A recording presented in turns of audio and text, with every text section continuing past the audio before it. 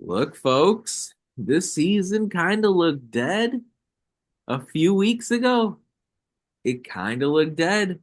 Indiana was suffering blowout losses. Teams like Illinois and Iowa, and Scott Dolson announced IU would have a new voice to lead the men's team starting next season. But all of a sudden, the Hoosiers showing a little bit of response, showing a little bit of toughness and resilience, a close home loss to Michigan, a big road win at Michigan State, a close home loss to UCLA, and then a big time second half that will go down in the memory books, folks, as Indiana overcomes a 12-point deficit at halftime to win by 15 against number 13 Purdue.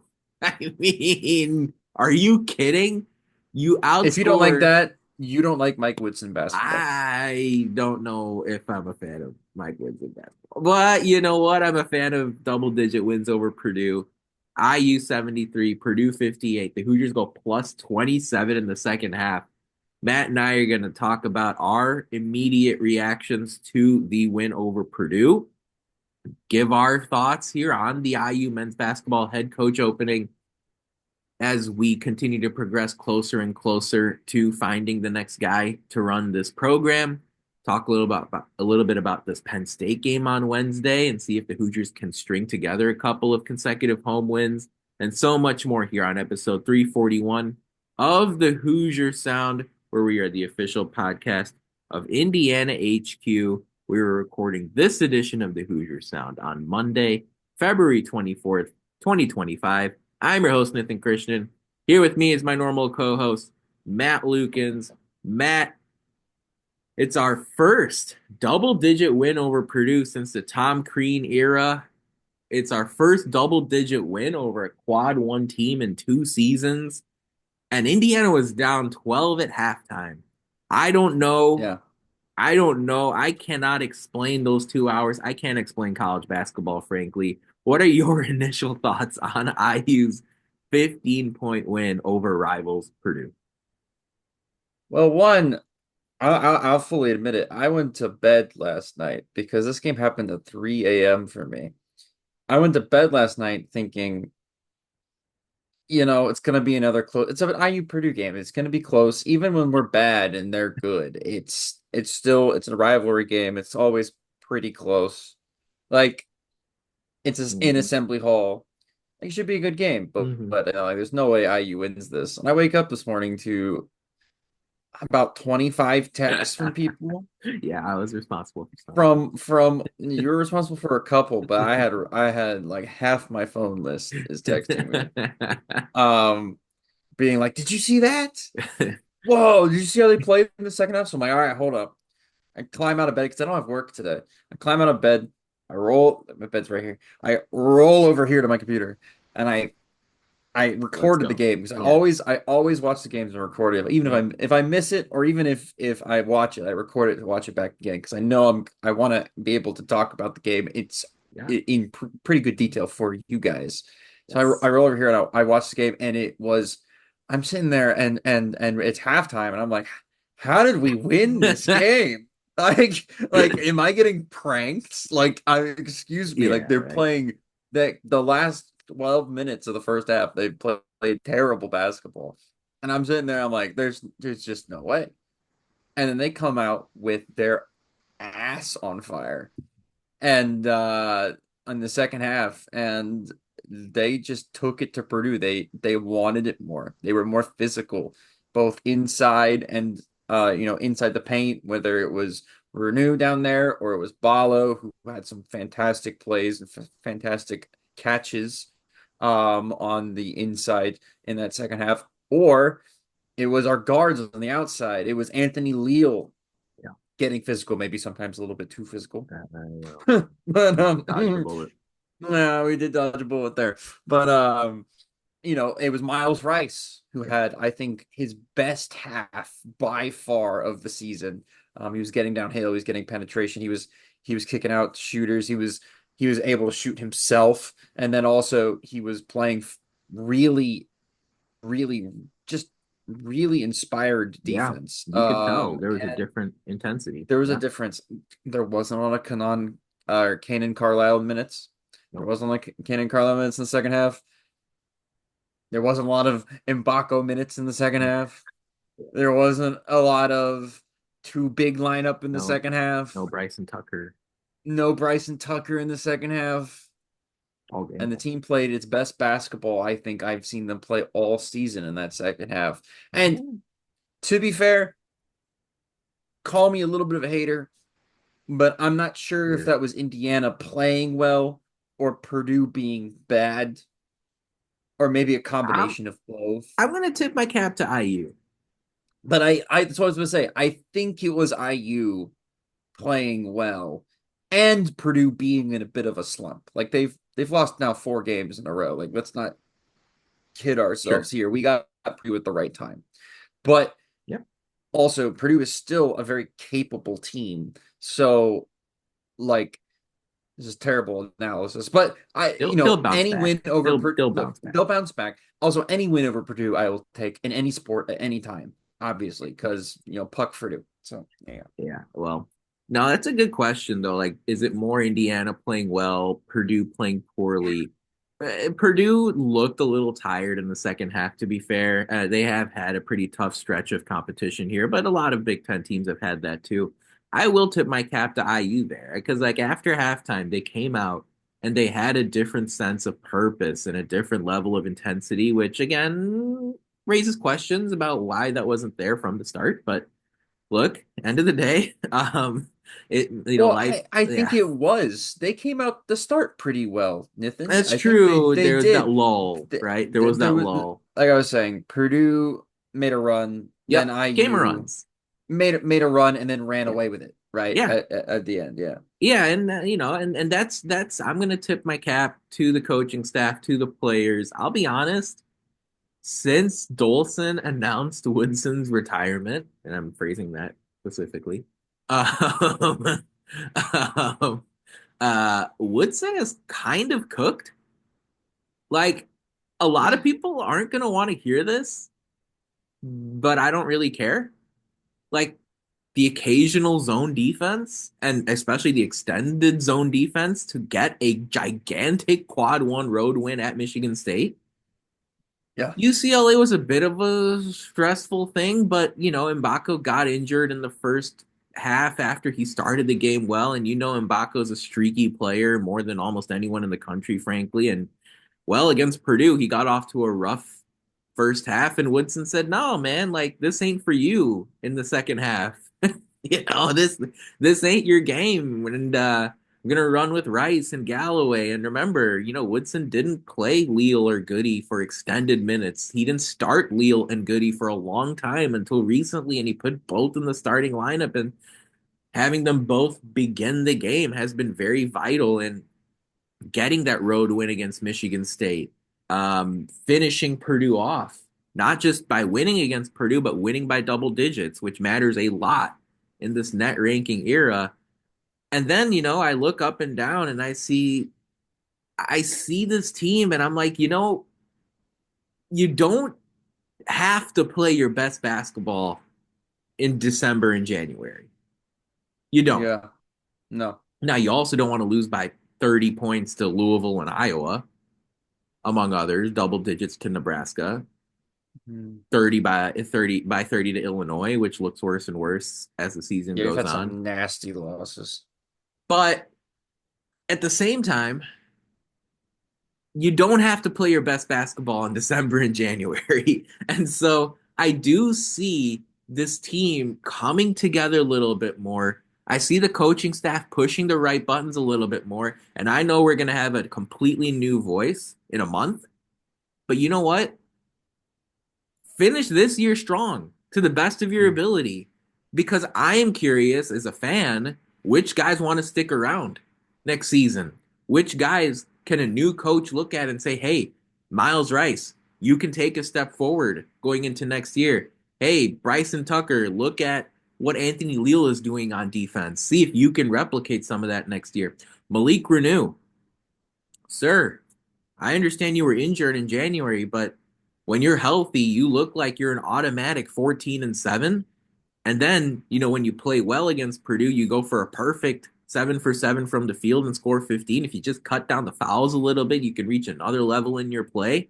And I Yep. don't know. Like, I don't know what the next coach is going to think of this team, but you have a very legitimate chance at securing a March Madness at large bid with like four more good performances and two more wins. Like, as long as Indiana doesn't get their doors blown off of them by Oregon and Eugene, or by Washington and Seattle, or by Ohio State and Bloomington, or by Penn State and Bloomington, like, if you play four good games and you win two, maybe three, like, you are firmly in the discussion this year. Previous years, maybe not. You are definitely in the discussion this year. And so seeing Indiana not just win against Purdue, but win with margin was wonderful, was absolutely wonderful to see. Matt, I have to really, really, really, really, really emphasize how unbelievably important Anthony Leal has been to this team, especially this recent surge here over the last several games. I know Indiana hasn't won all of these, but you definitely go back and think about a close loss to Maryland, a close loss to Purdue and Mackey. Of course, you respond in Bloomington with the double-digit win over Purdue in Assembly Hall. But Anthony Leal and Lou Goody have both been integral in helping the Hoosiers find another level this year. Leal is a perfect example of a guy who can impact the game in so many ways without having to shoot the basketball. Almost getting kicked out in the first few minutes. I think all IU fans were dreading playing an in-state rival without Anthony Leal available, and then the Yeah. refs saved the day. Um, you watched basketball for a long time, Matt, and I know this just because we've talked basketball for a long time, and I'm sure you watched the Yeah. game before that. Um, Talk to me about Anthony Leal in the sense that, like, how impressive is it that he can change the game without really scoring points? I mean, it's amazing to watch because it's noticeable when you look at the game from start to finish. You know, weirdly enough seen IU players do this before, like very similar to what Leal's done. I remember. I remember a Zach McRoberts playing for IU, who was literally allergic to scoring the basketball, but was absolute. You had to play him. Problematic for the opponent when he was on the floor. Yeah, he just did all the little things. And is it a coincidence that both Anthony Leo you know, and McRoberts are Indiana guys? No, Oh, it's I didn't not. think about It's that. not a coincidence at all. I mean, I can remember back to Colin Hartman, Mm, who at certain points he yep. couldn't score the basketball if he tried on some of those teams, A lot of but injuries was a too. Yeah. lot of it. Yeah, I mean, like that's not against him. It's just like he would go Mhm. cold, right? Like, but he would do all the little things. Yeah, So absolutely. it's not a coincidence that these guys, and you know that kind of theory and that kind of you know evidence kind of makes me sympathize a little bit with the people that get really frustrated about us not recruiting in-state guys to come to the school. Like I just a little bit. Like I have a little bit of sympathy there because There's there is something to it. Like there is. getting raised in the state, playing basketball, learning how to play not just the right way, but how to play as a good teammate. You're Like right. there's a difference between playing good basketball and playing good team basketball. Like you can be a good basketball player, you can be able to go ISO on people, you can be able to make tough Yeah, right. shots, you can be able to rebound. Like Omar Ballo is a great basketball player. Sure. He Yeah. does all those things well. When you Renew. watch him Yeah. play renew, some of these guys on our team, when you watch them play defense, have no idea how to be a part of a team. They are an individual out there. Anthony Leo is a prime example of somebody that knows what it is to be a part of a team. He does all these little things well to help other people, not just himself. And that's not me saying that our players are selfish. I'm just saying No, it's just a different he's type of brought, he's basketball. it's a different type of basketball. He's also brought up in an environment where that is stressed, right? There's different kinds of basketball, like and different kinds of youth basketball at every single level, and in from every single region in the United States, it's taught differently. Yep. It really is. They each part of the US has this very distinct style. The Yep. LA kids play very different from the Atlanta kids, who Yep. play very different from the Indiana kids, who play very different from the North Carolina kids, that play very different from the people that go to the private schools in the Northeast, right? Right. So all of these kids grow up playing basketball very differently. In Yep. Indiana, it stresses a team game. So it's not a surprise to me that Goody Yep.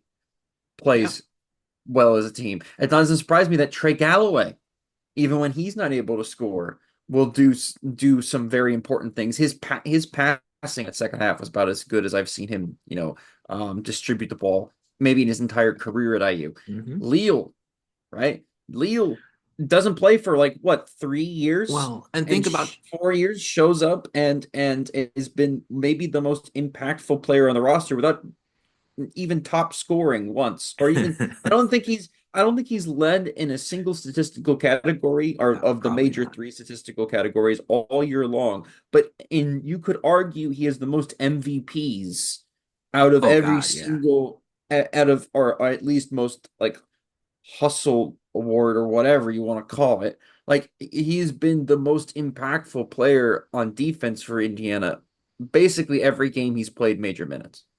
Yeah, and just think about, when Purdue's great, or when, I mean, they still are great, but especially Yeah. when Notre Dame and Butler are great. They have players like this.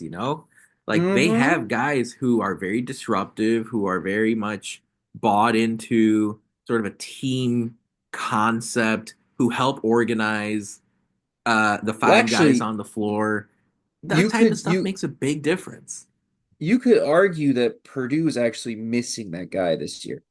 Like you could argue they're missing that dude on the wing that they would normally have that's from Indiana. Like oh my God, not Stefanovic, but Ryan who Klein, are we Ryan talking about? Klein. Yeah, Yeah. like they always have a guy of I know caveat, they're always shooters, but there's also always they're always guys that just do all the little things well. And plus they're a pretty good spot up shooter, which is like a fantastic thing to have on your team. It makes your team chemistry so much better immediately by just playing that guy 25 plus minutes a game.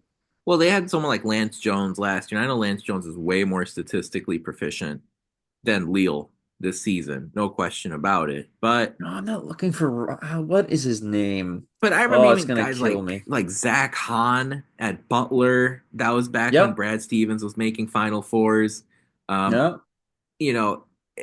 that type of player. I don't care where you're from or whatever, but like to your point, like Anthony Leal probably isn't this effective if he plays for Wake Forest, right? Like, Huh, no. No, he's not. which again, No. he could because No. Wake Forest is, they could use him. But at the same time, it's like it's one of those things where he isn't doing this at South Carolina. He isn't doing this at No. Creighton or Wake Forest. So like seeing Leal stick with it for multiple seasons, and now clearly prove that he deserves 30 plus minutes a game unless he's just having a really, really rough one. Um, it's great. It's absolutely great to see, and it's a great lesson for the next head coach who comes through this program. Like, you don't need to recruit five guys who can score 20 points a game. No. Basketball is a subtle competition. There's a lot of gray area in the middle. There's a lot of nuance in the middle. And by the way, like, it's not just heart, hustle, and muscle. It is also true that Anthony Leal's a very good rebounder for his size, especially. He's a very, very, very, very good rebounder. Technically sound, excellent at box outs, excellent at high pointing the basketball. He's also an excellent passer. Mm-hmm. He does turn it over occasionally, and that comes with more playing time. But with 35 minutes yesterday against Purdue, he had zero turnovers. He had four assists, putting the ball in the right spot. His post entry feeds are better than anyone in the country, if Yeah. you ask me. Yeah. The way he either uses the bounce pass effectively or sort of looks the defender off before feeding Renew or Ballo. It makes a really, really big difference. And so I posted this on Twitter through Indiana HQ yesterday. If he's not all defense in the league, there's a problem. Like, I Yeah. mean, there's got to be a conversation at a bare minimum. But if you're gonna find five guys in the Big Ten, and I know 18 teams, it's a lot harder this year than previous seasons. But if you if you're telling me there are five better defensive players in this league than Anthony Leal, I have a hard time agreeing with you. There was a possession in the second half that I remember watching where Leal was on Braden Smith. I got switched on to Braden Smith and then switched on the ball screen onto Kaufman Wren and guarded him. They guarded Purdue's two best players And two in first one trip teamers in by all likelihood. all first teamers. And by the way, they did not score on that possession, right? And so like it is no surprise, and he's taken the hardest offensive assignment Yeah. basically every single game for the last like 15 games. And And that Indiana's that could be a defense has guard. improved It could be a with him wing. doing that. Like he Yeah. guards multiple positions. It doesn't matter. He Um, switches to like four and a half positions. I mean, obviously there's some fives he can't switch on to, but like when they're playing first or Kaufman Wren, he was able to switch on them, which is ridiculous. and of course, Woodson smartly, talk about Woodson cooking here over the last few games, put Leal frequently on Danny Wolf when Michigan came to Assembly Hall, and it worked to a large degree, Hmm. especially in the second half when Indiana almost pulled off the comeback to get that win. I mean, it's wonderful to see Anthony Leal, Bloomington guy, step up. Again, he has to be all defense. If he's not all defense, I'm going to throw a fit on Indiana HQ. So prepare yourselves for that in the league office if you're not ready. But Indiana's still in the mix. They're still in the fight. But with all that said, Dolson announced Woodson's retirement a few weeks ago. And so Yeah. Matt and I are going to talk a little bit about what our thoughts are now that the news has sort of settled in for a couple of weeks. What are we looking for in the next IU men's basketball head coach? Who are some options that have sort of risen to the surface over the last couple of weeks? RIP Brad Stevens. What else are we going to look at coming up here as far as the coaching search is concerned? All that coming up in just a second.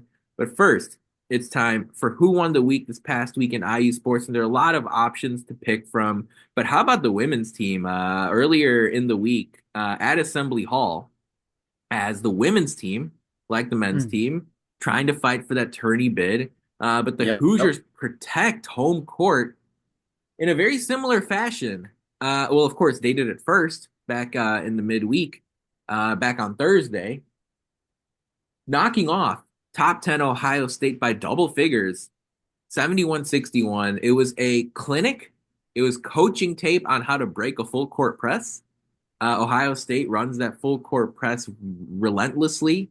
It's one of the things that Coach Kevin McGuff does well at Ohio State from start to finish. And Indiana just consistently found a way to get good looks in the first half, in the first three quarters of the game. A little comeback at the end by Ohio State, but the Hoosiers won by 10.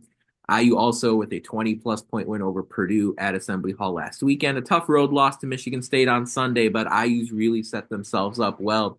I would say at this point they're off the bubble and into the field, which in a transition season for Terry Morin, are you kidding me? To kind of be off the bubble here in late February, that's an incredible accomplishment for this team. I can't wait to watch them in March Madness because Terry Morin's going to have him ready to play in that first round of 64 game. If they win that round of 32 game, a lot of big matchups for this women's team here. Thursday night, home against Maryland. That should be an absolute humdinger at Assembly Hall. You finish the Mm. regular season at Purdue and then Big Ten tournament, NCAA tournament. The Hoosiers are definitely in the mix here when it comes to March. So looking forward to see the women's team keep these things rolling right along. And look, a lot of lessons from Terry Morin's squad that the next men's basketball coach can pick up here as he takes over next season. But folks, a quick reminder: not only did the women's basketball team win the week this past week in IU sports, but from our standpoint, our following keeps growing, our brand keeps growing. If you enjoy our show, leave us a review, tell a friend, share our links. Your support really helps us grow this podcast and reach more passionate IU fans such as yourself. So much good vibes around IU as it relates to the swimming and diving program, guys crushing it in the NBA. Khalil Ware continues to do good things, which is wonderful to Even though see. the So, Heat keep choking away well, basketball games, but we'll not talk about that. yeah, we'll skip over that part. But yeah, definitely find us on Twitter, social media at the Hoosier Sound or at Indiana HQ. Matt, a few weeks ago, Scott Dolson says, hey, Mike Woodson's not coming back in the Yep. 25-26 season. We're going to find a new voice. It's been some time now. The news has settled in. Some of the candidates have risen to the surface here as far as potential options for Scott Dolson. How have you seen the situation develop over the last few weeks? What are your thoughts as it relates to this IU men's basketball head coaching search? And we'll take it from there. Um, so one, obviously, they had to move on from Woodson. We all were talking about that the last time we podcasted. I was complaining about, Woodson to no end. Um, so I mean, it had gotten to the point where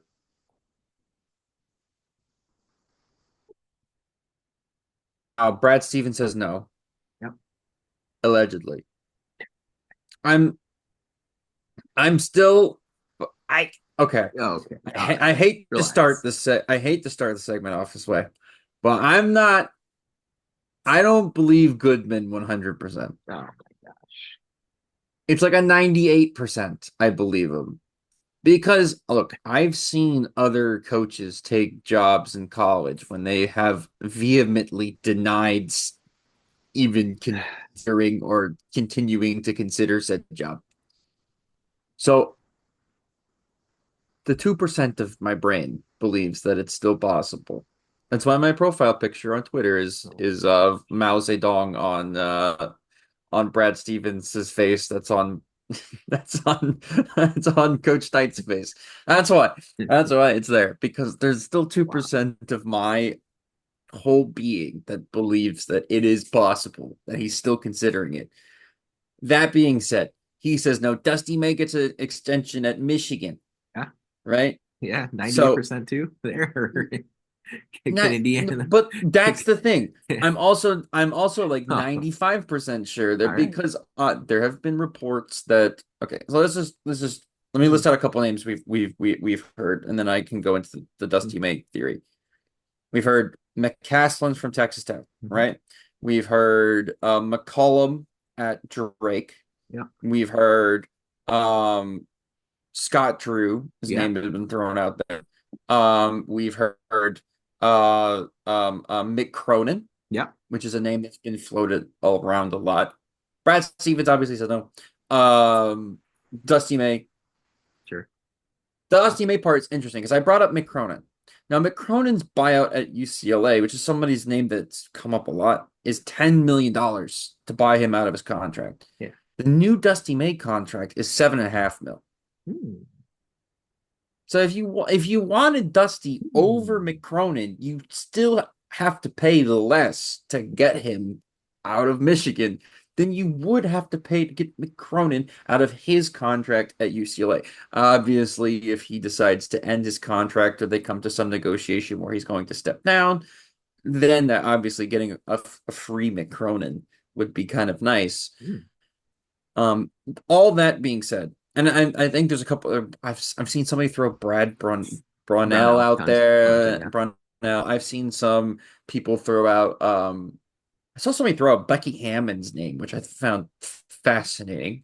Um, but Otzelberger. I'm still a big fan of him at Otzelberger, of Iowa State. course, but I haven't It's gonna seen be a tough I competition or a I tough was about to say move, I but haven't seen him. My personal favorite, I don't know about you. My personal favorite of those names mentioned that isn't Brad Stevens, who we're not getting, and TJ Otzelberger, who's going to be very hard to get. Of the realistic options, of the easier road to take, I think McCaslin is my favorite. hmm, Grant yeah, McCaslin at Tech. His team plays good team basketball. Yeah, They they do. win games, and they are at a talent disadvantage at Tech. And he just wins basketball games. Like he wins a ton of games. I was looking at a Reddit post the other day Mhm. about there's something in common with like the last 30 years worth of college basketball coaches that have won a national championship. They all have one thing in common. Do you know what that is, Nathan? They're men. But other than Okay, they have two um, things in common. no, geez, I couldn't even think. Are they all like, I don't know, 60? No, Brad Stevens was young. But he didn't win the national championship. Yeah, are they like 60 or more age wise? Oh, no, It I don't has know. nothing to do with I, with I don't with know. demographics. They set the all-time win record at a school. They Ooh. all have set an all-times win record at a certain school, at a school, whether it was the school that they won the national championship with or a previous stop. By the way, I didn't mention Chris Beard in this, but of the Yeah. of the people that IU are looking at Yeah. and the realistic options, the people that have set the all-time win records at their school, there are three coaches that is looking at allegedly that have done that. McCaslin is one of them. He did it at North Texas. Mm. He set the UNT all-time Yeah, wins record with UNT with North Texas. They made it to the tournament. McCollum is on pace to do it at Drake. sure. There's a chance he does it this year. Sure. Yeah. And then Beard at Tech. Mm. Those are the three coaches that IU is looking at. Cronin hasn't done it. I think Dusty May hasn't done it. He might have done it. Dusty May might have done it I at actually think about that. FAU. Yeah, I have to look at that You have later to look on. that up. My I'm not wheels are quite spinning right sure. now. Just Yeah, maybe. But and Dusty might be on those. Might be the four, but we're not Mhm. considering Dusty anymore allegedly because he's got the new contract. So of the three that are possible, Otzelberger hasn't done it, and a bunch of other coaches haven't done it. There's only three that IU are looking at that have done it. Yeah, it really makes you think. Um, that's a pretty cool stat.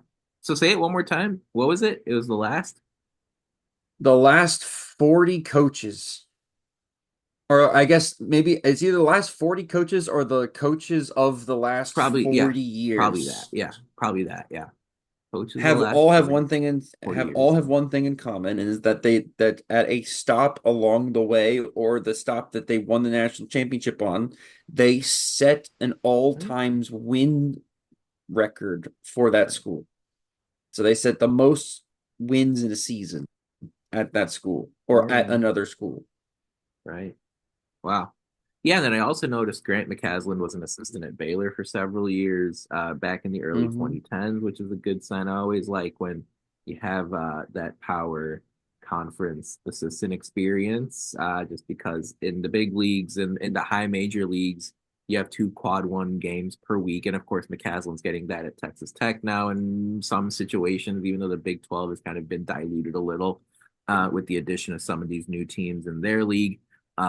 But while I'm gonna say no means no for Brad Stevens and Dusty May, what I am also going to say is I have a new Brad Stevens. You know who my new Brad Hmm. Stevens is, Matt? Want to guess No, it? hit me. Hit me. My new Brad Stevens is Kelvin Sampson.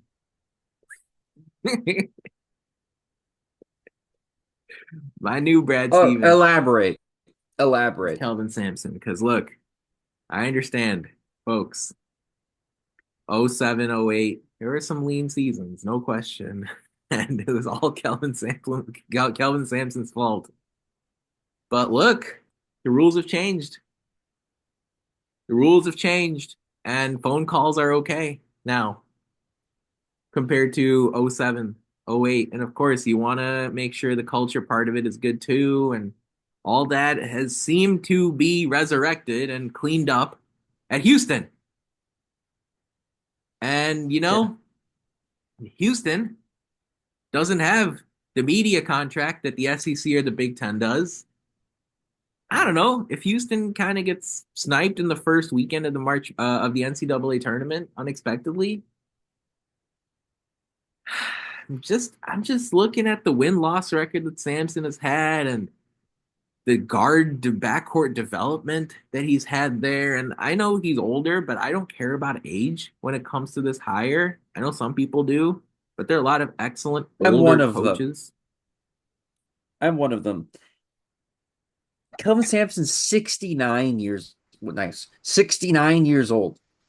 Yeah, but you know what, Matt? Tom Izzo's an amazing coach, and Rick Pitino's an amazing coach. And they're going to be done in 2 or 3 years. And at that point, if that happens, you have We someone go like hire Brad Stevens. Kellen's Dusty May's extension will not. Kellen Sampson is an emerging assistant. Houston also has one or two other excellent assistants on their staff, and you can try to pluck them and bring them over as a associate head coach in a men's basketball standpoint. But Houston's just been an absolute juggernaut over the last few years, and Yeah. I'm kind of saying, look, he's I don't know. I look, Kelvin Sampson I see might what you're not saying. even pick up the phone. Um, There's no way. but There's no IU way. fans, all I'm gonna tell the folks out there that are fans of IU who listen to this, which is most of you, um, there's no reason to sort of turn your back to Kelvin Sampson now. That was so long ago. That was that was 17, 18 years ago. And the rules in college basketball have changed drastically. IU And would have two national championships if Sampson stayed at IU, by the way. and But that's again, besides the point. I think Kelvin Sampson needed to sort of reinvent himself a little bit after all that happened at IU. But all I'm gonna say is don't turn this is like what Kelvin Sampson did is nothing relative to I don't know, someone like Chris Beard that people are pandering for. So But by the way, people listen to the podcast. If Chris Beard didn't do the things that he said he did, he wouldn't be at Ole Miss. One. Two, if Chris Beard had not done the things that were alleged that he did, he would be IU's head basketball coach tomorrow. Okay, he would be the most obvious hire. His agent is out on the streets like a Vegas stripper, handing out cards saying, "I want to come to Bloomington." Okay, like like if IU wanted that to happen, it would already be done, guys. So, and I know people are gonna be like, "Oh, he has to finish the season at Ole Miss." Well, you can accept a job somewhere else and say, "This is I at the end of the season, I'm leaving." Like that yeah, is Tino very Sinceri way. possible. Yeah, The Latino Sinceri way, you can do that. It's done in football, so it's not like that's not an excuse in basketball. It's not happening. It's not happening. I don't care. He's a great basketball coach. He is a great coach. He is not a great person. Straight up. And the university does not want that guy associated with their image. It's not going to happen. They don't care at Ole Miss. Okay? exactly. They don't care. They had the rebel flag up Yeah, until about 10 years ago. That school does not care. Okay? yeah. And this IU podcast, IU cares. I have to say, we're gonna take a bold stand here and say we are against the rebel Confederate flag. That's our stance. Are That's you very bold are you okay with these that, Matt? days, You Nithin. okay with that? Okay. That's my Um, heritage you're talking about there. Anyways, so terrible my joke. thing too, like in addition to the names that have been thrown out, and of course, so my Kelvin Sampson or my Brad Stevens is Kelvin Sampson. My new Dusty May is Otzelberger. I just like I want IU to pull out all the stops and try to get him. He's still my favorite. I know it's going to be tough. I know he has connections to the state of Iowa, but you know what? I'm pulling out all the stops to try to get him. But with that said, like the the value you're already seeing the inherent value in announcing this move a couple of weeks ago rather than waiting until the end of the season. And this is another win for Scott Dolson. And I don't know what he's going to do as far as the hire is concerned, but it's another win for Scott Dolson as far as announcing this move a little bit ahead of time. And this gives the bigwigs, the front office at IU, a chance Mm, to like take a little bit of a breath and consider what exactly they want for the next person that runs this program. And I think right now, you're not seeing any news as far as people that IU are pursuing because that people that IU is pursuing because I think right now they're having a lot of meetings in the north end zone of Memorial Stadium to figure out exactly what are the top priorities for the next head men's basketball coach at IU. Right? They're doing a yeah, little bit of soul searching right now. And I think Scott Dolson's part of that. I think Pam Witten's part of that. I think Mike Woodson's going to help consult as far as part of that, just in the matter of, hey, what works when you coach IU men's basketball in the 2020s and what doesn't work, right? And like we can talk about system all we want. What type of basketball do we want to play? What type of players do we want to have here? But at IU, right, there are several other aspects of this formula that are not there in other schools. There just true. aren't. You have a gigantic TV contract that is pretty exclusive to the Big Ten. So the Big Ten separates itself from other conferences in that fashion. You have a fan base at IU that you need to weaponize, and you need to add that to your home court advantage. Because Indiana's home court advantage should be levels better than Iowa's or Nebraska's or It Minnesota's is or still. Penn Look at State. that game. Look at that last game. Look And at the game against Purdue yesterday. you saw what that does in the second half against Michigan, in the second half against Maryland, in the second half against Purdue. When the team plays hard, plays with effort, the crowd changes the game in multiple ways that just don't happen at most other schools in college basketball. You know, you have to have a few other aspects of basketball nowadays that you didn't have 10 years ago or 20 years ago with not just the portal, not just realignment, but the net rankings era. You have to have a coach that knows how to manage some of the net rankings Mm. and the intricacies involved there. You have to play basketball and win games by 20, 30 points, foot on the gas, nonstop. You have to have a very, very, very keen understanding and strong armed relationship with what do you want to call them? The board of trustees, the administrators at IU, because politics play a big role at IU men's The powers basketball. that be. Powers that be. You got to know how to deal with the board. You got to know how to deal with the admins, the athletic director, the president. Great news though. IU already has two coaches that do a great job of that. Kurt Signetti, amazing as far as Yeah, his connection with the AD, the president, the board of trustees, and Terry Morin too has done an yeah. unbelievable job, and that doesn't even include someone like Todd Yeagley, who's been an amazing, who's done an amazing job of that The whole during his swim and dive staff. whole swimming and like, you have those folks that can serve as role models to help the next head men's basketball coach. So by announcing this a little bit ahead of time you can have extended conversations behind the scenes about this type of stuff. You can bring in a coach that has a great offense. Indiana did that with Tom Crean, but there were other aspects of Tom Crean's employment that led to him getting fired, including a little bit of a disappointing win-loss record. But there's more than that, Yeah, right?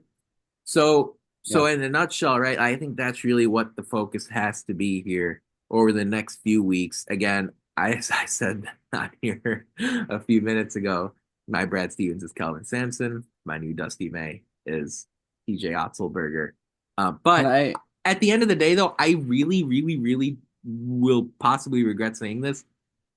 I don't think Indiana can screw this up as long as they hire a high major head men's basketball coach from somewhere else. Okay. Okay. All right. Well, then let me throw a name at you because our certain friend of the podcast has been throwing a name out for the IU job for the last 2 weeks, and it's gotten some mixed reactions. So, what would you take Bill Self at IU. I would. Yeah, I would. I would take Okay, Bill Self. let's go through your thought process. Why would you take Bill Self? Yeah. And do you have some worries about him given how Kansas has looked over the last 2 years? Yeah, so like that's gonna make my argument for me because what I'm gonna do here is not overreact to a small 2 year sample, and I'm gonna more overreact to the 20 year larger sample where all Bill Self has done is dominate the Big 12 and consistently get into the NCAA tournament and win in the NCAA tournament. And I know as of late it's been a little really gross, but I think he's going to learn some lessons too from this season, right? And I think think about what would happen if, yeah, I don't know. I'm sure Nick Saban or Tom Izzo has had some seasons where they win a little bit less than normal. Mm. And when that happens, they come back and they look better than ever, right? I don't know. A couple years ago, Tom Izzo was going through a little bit of a lull. They're fine now. They're I, humming you know, along. yeah, I'd snap your hand off to take Bill Self off of Kansas. Also, I do that just to piss off the Illinois fans. Well, there's that too. Oh, can you imagine? There's that too. Oh, Bill Self the the back in. visceral you would get from the Illinois Oh, fans would feed families. They already hate that guy, and then they think IU a rival. So the way he left, how much they hate him for leaving Illinois to just end up at Indiana like 20 years later. Oh, and oh. by the way, you bring like Bruce Weber on as an assistant, maybe. You bring him on Oh too yeah, as you bring him on as an assistant too. let's go all in on just nuking Illinois. I'm so um, down. um, and look, Bill Self has really struggled in the portal. Like he swung and missed with Nick Timberlake. He swung and missed with AJ Storr. Um, there have been mistakes made by Bill Self over the last You couple know of that years, that but AJ you Store learn. mistake. No, the AJ Store mistake. I think 99% of college basketball coaches would have made the same mistake. Like the way he looked at Wisconsin last year, which by the way, uh um Guard, Wisconsin's coach, Greg Guard, Guard. Greg Gard, yes, Gard, yes. Greg Greg Gard has completely reinvented himself. He might be among the top 15 college basketball coaches at this point. And he was on the They hot were seat. he was on the hot seat what, Hot, 3 years hot ago? seat. Like Hot seat. scorching. Like yeah, like three He years ago. his staff punched Juwan Howard or vice versa, but got or whatever. Got into Provoked Juwan Howard punch. And then uh, yeah, like they look awful 2 seasons ago. Wisconsin just keeps chugging along. They find these guys and they develop them into really good players. And that Wisconsin programs, And they're solid, they're consistent. as I was saying with Terry Moore, and like a down year for Kansas is 17-9 to this point, 8-7 in league play, lock for the Yeah, tournament. Like, yeah. But yeah, sign me up. the AJ Store thing. 99% of coaches would have taken AJ Store in a heartbeat the way he looked at Wisconsin last year. He was one of the best players in the country last year at Wisconsin. Like that was a no-brainer. Hunter Dickinson has been kind of underwhelming at Kansas. He's But still like Hunter Self Dickinson. still got Hunter Dickinson, didn't he? You know, Yeah, when everyone could have yeah. wanted him. What that final three was loaded. I remember that. Um, and by the way, he landed Flory Badunga out of Kokomo, Yeah, right? yeah. So guy can, win top prospects from the state of Indiana without really, living day-to-day life in the state. So You also could say he maybe missed a bullet with Mbako. hey, Dodged the bullet there. hey, you know what? I'm just gonna say Baco's streaky. Actually, you know what? I'm looking forward to seeing him play against Penn State on Wednesday. We'll talk about that game Yep. just here coming up in a sec. But first, quickly, a social media shout out. Folks, a reminder, if you enjoy our show, leave us a review, tell a friend, share our links. That kind of support really helps grow this podcast and reach more passionate IU fans such as yourself, on Twitter, Facebook, and YouTube. You can find us at the Hoosier Sound or at Indiana HQ. Man, on Instagram, we're not Indiana HQ, but what are we? Indiana.HQ. And you can find us there. Twitter keeps growing and growing and growing. Definitely find us. We try to comb through the BS for you. We try to keep it real. We try to keep it facts only and throw some stats and notes and nuggets out on there and retweet things that, catch your attention. We try to keep it simple.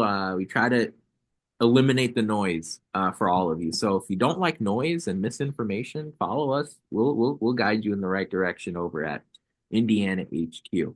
Um, Penn State comes to town on Wednesday, Matt. Mm. And for casuals, you'll sit here and you'll say, "Oh, fun!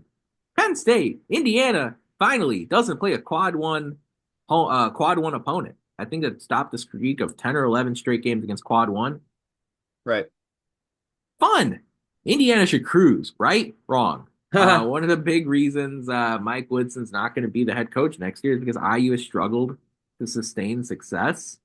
Matt, you and I looked this up before we started, but when Indiana lost to Purdue in let me rephrase that. When Indiana swept Purdue in the Mm. 22-23 season, they didn't Mm-hmm. take those wins and keep that level going. They didn't sustain that level. They didn't elevate that level. The first win over Purdue in Bloomington, I just checked this. Within a week or two after that, Mike Woodson suspended his entire team, I believe. Before that road loss to Northwestern, I think that was that game. Yeah. I'll double check my facts there, but I know for No, sure that was the Northwestern game. Yeah. Yeah. it was that season, right? Yeah, it was Xavier Johnson. Yeah. And like, I think there were 4 or 5 guys Yeah. that Like were Xavier suspended. Johnson, maybe Ja'Kai Newton, and I don't know. Well, I'll get the facts right. I can't say we avoid misinformation than just no, it wasn't speculate. Ja'Kai Newton. It was No, that doesn't sound right. I'll double no. check that. But uh, not only did that happen, after Indiana won against Purdue in Mackey that season, thanks to Jalen Hood-Schifino, they came back home and got absolutely smashed by Fran McCaffrey's Iowa team in Assembly Hall. And that was one of the worst home games I remember watching because I'm sitting here as we wind down the season, and Indiana gets this gigantic road win against Purdue in Mackey. And then you follow it up with an ugly, ugly, ugly, ugly home loss to Iowa. Yep. And so hopefully we see One of the worst Indiana. games I've ever watched, by the way. That It was Iowa game was absolutely putrid. terrible. Indiana didn't start well. Indiana didn't respond. It was awful. And so now Penn State comes to town. The good news is that Indiana already has bagged a win over Penn State, a road win, even though it was in Philly. By the way, Mm. I just want to make one thing clear for the people that are haters of that little subtlety. Penn State's atmosphere and support at the Palestra, as well as at the Rec Hall, I believe, which is their other campus arena that they play Yeah. one game a year, is astronomically more intense than it is at Bryce Jordan Center. Oh yeah, for sure. Bryce Jordan Center is a sleepy, sleepy, sleepy It's exactly. cemetery. Yes. It's a library in there, dude. And But so when they play other places, it's like not lively. whiteout level, but it's very lively. It's lively. It's akin to an IU crowd on a non-conference game. Exactly. There's good Which is spirit, good. there's good intensity. Rec Hall or the Palestra give Penn State a much bigger home court advantage than whatever that sleepy cemetery is at Bryce Jordan Center. So Indiana goes out there to the Palestra and knocks off Penn State on the road. It was kind of an inspiring win. Indiana was going through a little bit of stuff there, and they go to Penn State and they get the win, and you feel good about things. It actually broke Penn State to some degree. Yeah, it Penn did. State, for several weeks after losing that game, just really never returned to that level to the point where they dropped out of the top 75 in the net rankings for a little bit. And what the significance of that is that Indiana's road win there was actually a quad two road win for about a week. Yep. But over the last few days, over the last couple games, Penn State has bounced back. They've played much better basketball. Zach Hicks, Yannick Conan Niederhauser, both back and more healthy. Ace Baldwin's always a problem at the guard position. Penn State, Matt, you know, Indiana playing at Penn State was always an issue Yep. until the Hoosiers won at the Palestra. Yep. Now you get the return fixture at Assembly Hall, and it's Yep. just been a nightmare as far as Indiana finding any level of sustained success under Mike Woodson. We know the blueprint for Mike Rhodes at Penn State. He's going to play aggressive defense. Penn State knows how to get fouled. They try to force turnovers, and they're on a two-game winning streak against decent opposition. A home win over Nebraska and a road win against Minnesota. A road win against Minnesota is a lot more impressive now than it was a month ago. This Penn State team could cause IU problems. How do you see this matchup going, Matt, especially with Penn State coming off back-to-back wins where they look impressive? I think IU can win this game, obviously, Right. They're going to be but favored. Indiana's going to be favored, yeah. they will definitely be favored.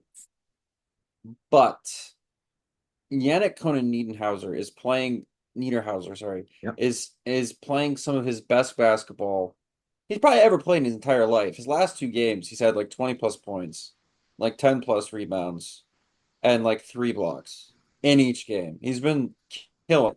Now, Absolutely. to be fair, the opponents that Penn State played the last two games were Nebraska and Minnesota. Not two world beaters in the True. conference, but Minnesota's actually pretty feisty. And Um, Nebraska's in the tournament are so they? far. They are. Nebraska's in the field. They're above Indiana on the seed They're list. above Indiana right now. Yeah, They're above Indiana on the you're right. seed list, yeah. Right. So they're teams that have they're feisty teams, right? Right. They're a little bit underrated Yeah. if just looking at face value. Um, and he's had a fantastic performance in each. I'm sorry, he had 19 points in the Nebraska game. He's not Still, 20 yeah. player. But still, damn near 20 points. Um, I knew we were gonna need one of the better games of the season out of Omar Ballo and Malik Renew when they both play the five. But what I was gonna say is IU can win this game if they go one big four out. I think they really hinder themselves. They become very slow and lethargic on offense when they play the two big lineup. And that's when somebody like um Ace Baldwin just feasts because then he can just go crazy on defense, get a bunch of deflections and steals, and just absolutely hassle your guards. If you're playing a more fast, free flowing offense with four out, one in, and that one big being a Ballo or Renew, like I think IU can actually cause Penn State some problems on defense because their wings are much slower than IU's are, which is saying something because IU's got some sorry, pretty freaking slow-footed wings. My bad. My bad. That's one of the curses out. My Oh bad. wow. Yeah, that's like a $50 fine NIL donation. My bad. Yeah, look, you're right though. Like as far as Yannick Conan Niederhauser, an excellent rim running big that Penn State likes to put in pick and rolls, lob threat. He's not Khalil Ware, but he's Penn State's Khalil Ware. Just as far as somebody who can attack the rim, dunk it with ferocity, defend, protect the paint on the defensive side. He doesn't stretch the floor offensively like Ware did, which is why Ware is potentially going to win Rookie of the Year in the NBA. But his Penn State team, Yannick Conan Niederhauser is a little bit like Malik Renew for Penn State too, in the sense that he was banged up in Yep. January. And lo and behold, once he recovers more fully from that ailment, he looks a lot more dangerous. And then you get Ace Baldwin, and then you get Zach Hicks, who is also injured, and he's starting to not necessarily pick up his play, but he's a reliable force for Penn State over the course of a 32-minute playing time, amount that he gets. DeMarco Dunn, Freddie DeLeon, like Penn State has seen a couple guys when Hicks and Conan were hurt.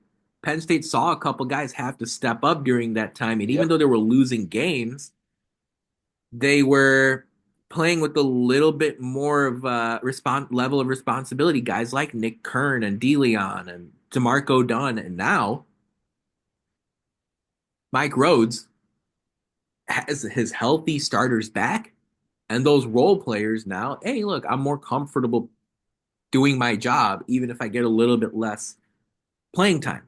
Here's the other factor. We know Mike Rhodes plays aggressive defense. Penn State likes to go to the free throw line. We know Mike Rhodes likes to force turnovers. But you also have this new wrinkle this season where teams in the bottom three of the Big Ten standings are desperate, bloodthirsty, playing their tails off Mm-hmm. to make the Big Ten tournament. Yep. And Penn State right now is in the bottom three. They are. However, with the win, they all of a sudden get into a tie with several other teams that are at six conference wins instead of five, where Penn State is at right now. This was a long shot a week ago when they were at just three. But guess what? They beat Nebraska. They beat Minnesota. And life in college basketball can change in a span of a week, week and a half, 2 weeks. Indiana knows that as much as anyone. And Penn State's going to look at this opportunity in Bloomington and say, "Hey, we can knock them off." And then Penn State all of a sudden returns home to play Maryland for Penn State Senior Day, and they're like, "You know what? Maybe we can win that one too." Yep. And this is life in the league. And Indiana, all I'm saying is this reeks of trap game, like extreme reek of trap game, because you obviously Or had. it's is it a trap game or is it a letdown game? I think it's a letdown game. I'll call it anything, or I'll call it anything. And I do want to clarify that was not the season where Woodson suspended a bunch of guys for the Northwestern game. That happened the previous year in Woodson's first year as IU's coach. This season, the, the point still holds though. Yeah. After IU beat Purdue in Bloomington, they didn't sustain that level. They didn't elevate that level. They had a couple of Was that Boo tough. Booey? Oh yeah, that was the Boo Booey buzzer beater. Indiana won just three of their next five games. They had a couple of ugly home wins over Rutgers and Illinois. They had a couple of a narrow road win over a depressing Michigan squad.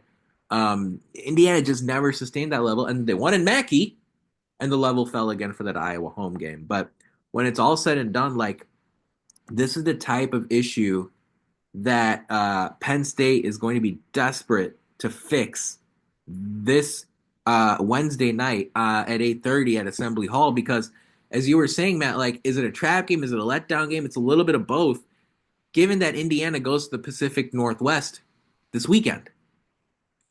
Mm. And a lot of teams, they're okay as far as these West Coast road trips are concerned, but then there might be a letdown the game before or the game after. So if you want to call it a letdown game, I'm perfectly fine. But, you know, this one reeks. And I know, and for 2 hours, I'm going to hold my breath and clench my teeth and bite my nails as Indiana, I think, struggles and struggles and struggles with Penn State. But, Matt, Indiana is going to be favored to win. In their defense, they will be favored to win this game. Um, but I don't know. I'm just so nervous to see exactly how this is gonna go. The analytics have this one, I think, as Indiana by 5. Um, my Wi-Fi is freaking out here, but I think Indiana is supposed to be a 5-point favorite in this one. Who do Yeah. you think wins this game against Penn State? Who do you think wins this game between Indiana and Penn State, and by how much? Uh, I think Indiana wins. I think they've grown in confidence. I think you've seen that as a result of the last Yeah, couple yeah. games. Um, they've really shown some maturity and some fight.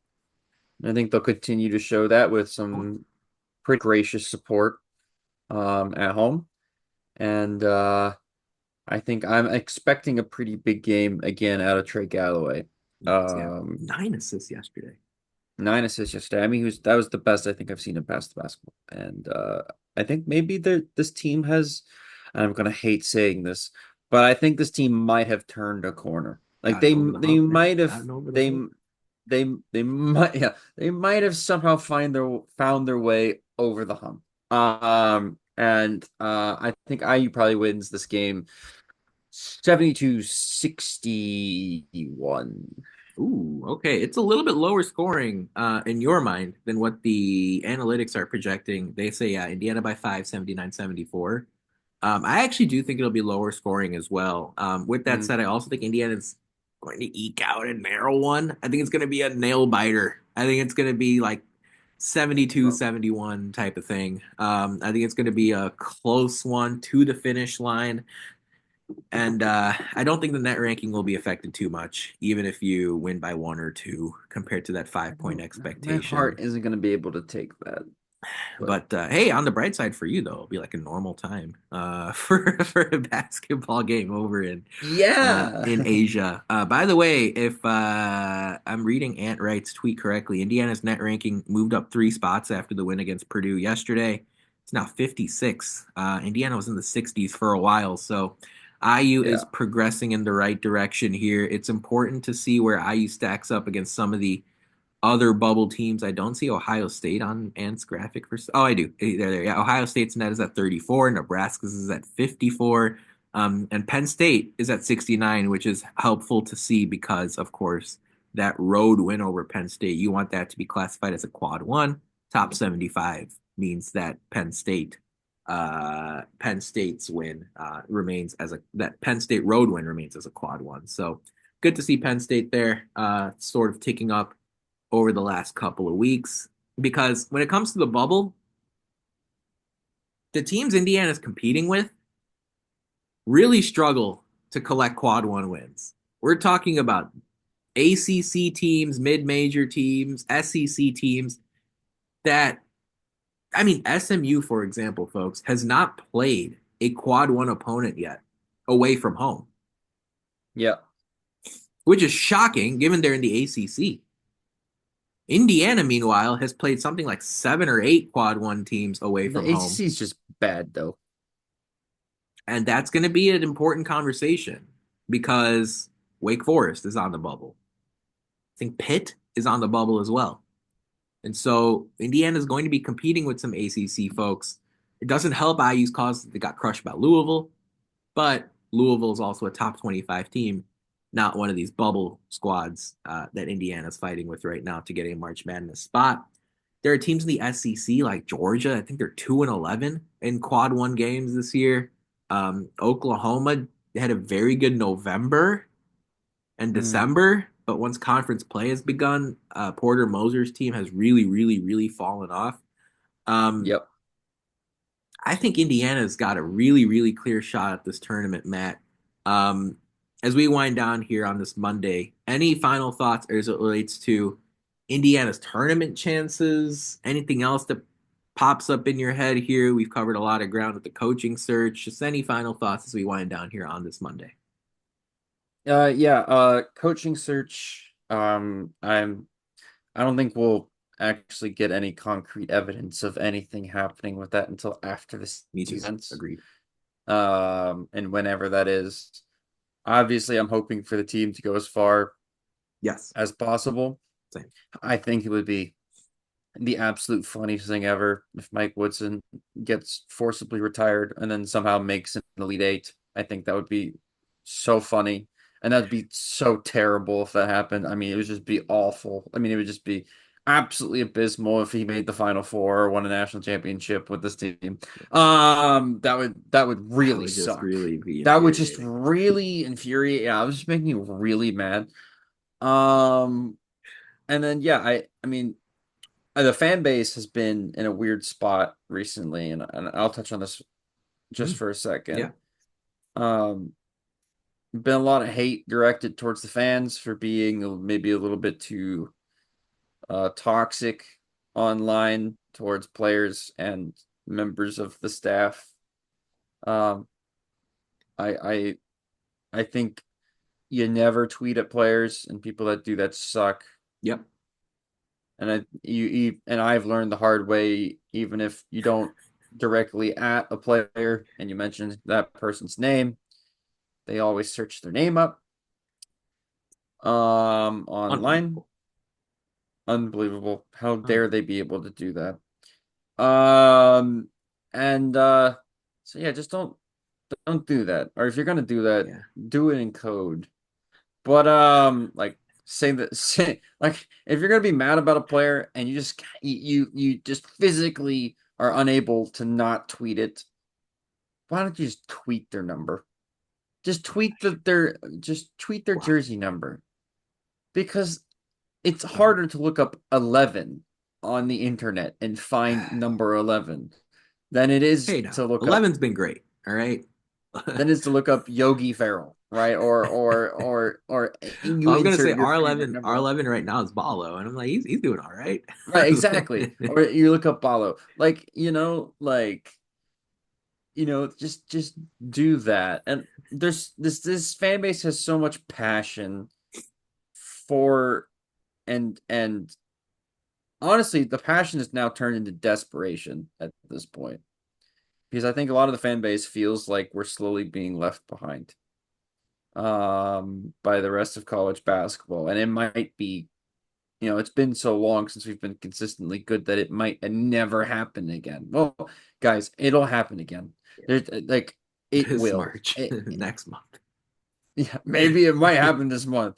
But no, I mean like the program has too much money surrounding it. There's too many people that care about the program that surround it. It's you still we've pulled 5-star recruits the last couple years, and people haven't really been a huge fan of Woodson. We still have NBA players playing in the league that have played for the program. The program has been in dire straits for the last like 10 years, it feels like. But for the love of God, it's not dying. So It's like let's let's let's chill out a bit.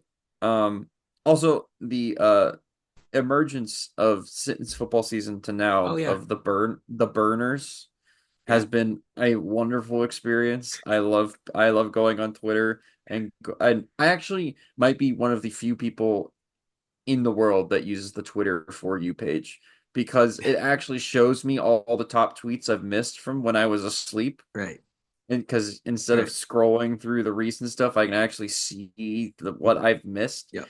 And my timeline has slowly turned into all burner tweets, and I really appreciate that, guys. So thank you. Yeah, I mean, one way to not, to one way to reduce toxicity in a fan base is by not calling a portion of the fan base fake fans or real fans. You know what I'm saying? You know what Yeah, I'm saying? And yeah, the players too, picking fights and alienating certain fans, like going back to last season, Luke Goody after the Illinois losses don't come back when we're winning games. And again, Indiana hasn't won games. They won a couple games in the last month. And even before all of that, yesterday you had a full house. The camera showed the balconies yesterday, and it looked like the balconies were full. You had an amazing environment at Assembly Hall. The fans fully yep, behind and supportive of the team, especially after they started playing better basketball. It really helps when the coach and the players don't pick fights with the fans. So instead of doing that, maybe find ways to get their full unanimous support, and all of a sudden things look a lot better because guess what? Indiana is one of the very, very few schools to put 15,000, 16,000 butts in seats for every single home men's basketball game. And yep. Fox, for example, picked up an Iowa an Indiana at Iowa men's basketball game for primetime Saturday night last month, and it's not because of Iowa. So Nope. so that stuff is happening for a reason. And with Indiana, all yeah, due disrespect yeah, correct. to Iowa. That's right. Yeah, yeah. Owen Freeman, washed, so washed. Um, Look, oh yeah, and last point there. I know Mackenzie Mbako didn't play after halftime against against Purdue, but Mm. when he's on, he's a game changer. He was excellent against Michigan. He was very very good against UCLA. Um, it's just a matter of knowing when he's on and knowing when he's struggling. And remember when Indiana won at Penn State last month, Mackenzie Mbaka was an absolute force on the offensive side, especially scoring 20 points, having a huge part in Indiana's second half run there. So it's just part of the game, man. He's a streaky It player. is. When he's on, play him. When he's not, don't. It's kind of how it is. And Mike Woodson pushed the right buttons yesterday, helping Indiana to a 15-point win over Purdue. But folks, that about wraps it up for our 341st show of the Hoosier Sound. Thank you so much for joining us. We really appreciate your support.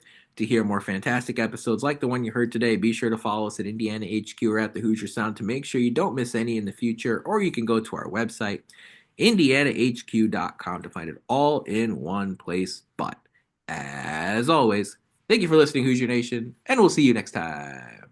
Peace and love. Go Hoosiers.